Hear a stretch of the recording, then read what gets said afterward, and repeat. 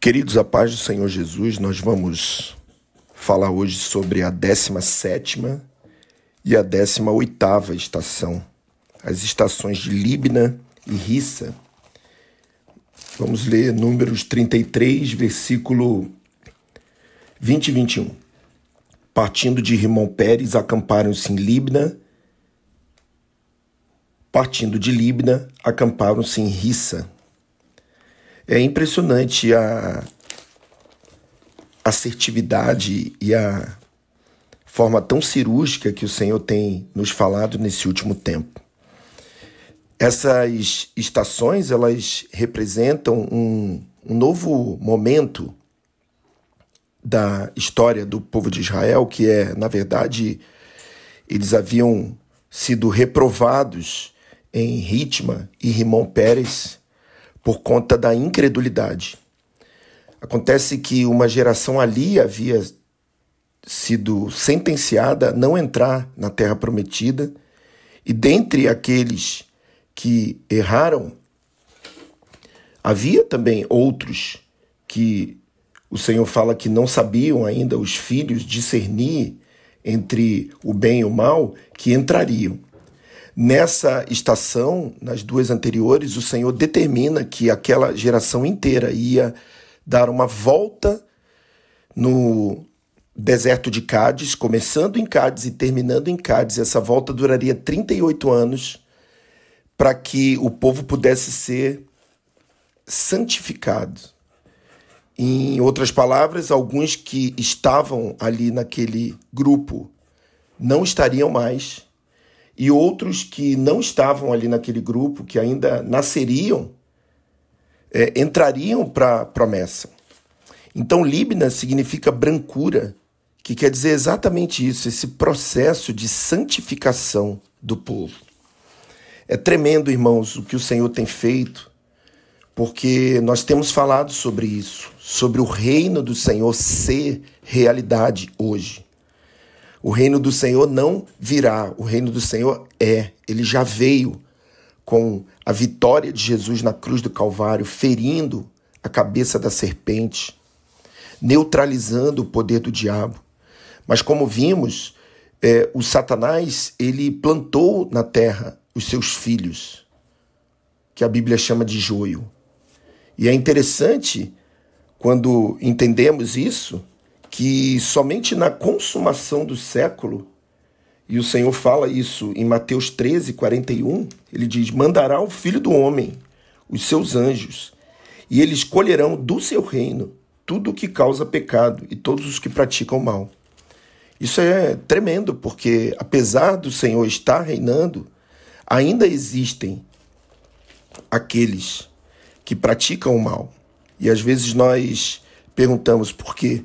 Por que o Senhor não dá jeito em todas as coisas de uma vez? E o Senhor mesmo diz: ainda não chegou o tempo.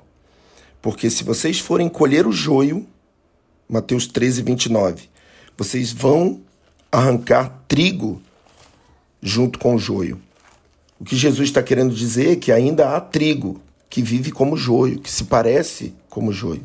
Meus irmãos, ainda há filhos de Deus que estão nas trevas, envoltos pelas mentiras do diabo, mas que são filhos de Deus. E o Senhor quer que nós, através da palavra de Deus, possamos estar pregando para que essas pessoas venham ao pleno conhecimento do Senhor.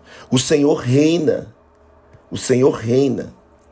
E a Bíblia diz que nos últimos dias o Senhor vai liberar que essa besta que foi ferida de morte volte na figura de anticristo, do anticristo, da besta, seja um governo, seja um homem que lidere esse governo. Mas o que a gente precisa entender é que a eficácia desse poder vem de Satanás, para que através da dificuldade, através da tribulação, fique muito claro quem é do Senhor e quem não é do Senhor. Daí nós entendemos que aqueles que não são do Senhor aceitarão uma marca visível da besta. E aí tudo estará visível e o Senhor poderá fazer a sua colheita. Meus irmãos, Líbna quer dizer isso: brancura, santidade, separação. Quais os instrumentos que o Senhor vai usar? Nós não sabemos. Com certeza, o anticristo e o próprio Satanás é o último instrumento que o Senhor quer usar para que o povo de Deus, o trigo perdido, o trigo que ainda não sabe que é trigo, possa compreender. Mas nós entendemos que antes desse último instrumento, tantos outros instrumentos o Senhor tem enviado, que possamos dar ouvido àqueles que o Senhor tem enviado. Nossos pais, nossos pastores, nossos líderes, os homens de Deus que têm pregado. E Rissa é muito interessante porque Rissa fala exatamente, queridos, da palavra de Deus. O nome Rissa significa ruína, mas também pode significar orvalho. Como a gente pode entender que uma palavra pode significar duas coisas totalmente diferentes, né? Vamos ler Deuteronômio 32, versículo 2. Nós vamos entender de que orvalho o Senhor está falando, né? O Senhor está falando exatamente da palavra de Deus. Deuteronômio 32, versículo 2. No Cântico de Moisés, o Senhor diz: goteje, versículo 1, inclinai os ouvidos ao céu e falarei, e a terra ouça as palavras da minha boca. Goteje a minha doutrina como a chuva, destile o meu ensinamento como orvalho. Orvalho nós podemos traduzir também como rissa. A raiz da palavra rissa vem também de orvalho. Mas a raiz da palavra rissa também vem de uma outra palavra totalmente diferente, que significa ruína. Como a palavra de Deus pode ser ruína e orvalho ao mesmo tempo? O apóstolo Pedro, em 1 Pedro, capítulo 2, versículo 6, ele diz: pois na Escritura se diz, vede, ponho em Sião uma pedra angular, eleita e preciosa, e quem nela crer não será envergonhado. Ora, para vós os que crerem, essa pedra é preciosa, mas para os descrentes, a pedra que os edificadores rejeitaram, essa foi posta como a principal pedra de esquina, e uma pedra de tropeço e uma rocha de escândalo. Tropeçaram porque são desobedientes à palavra, e os que também foram destinados.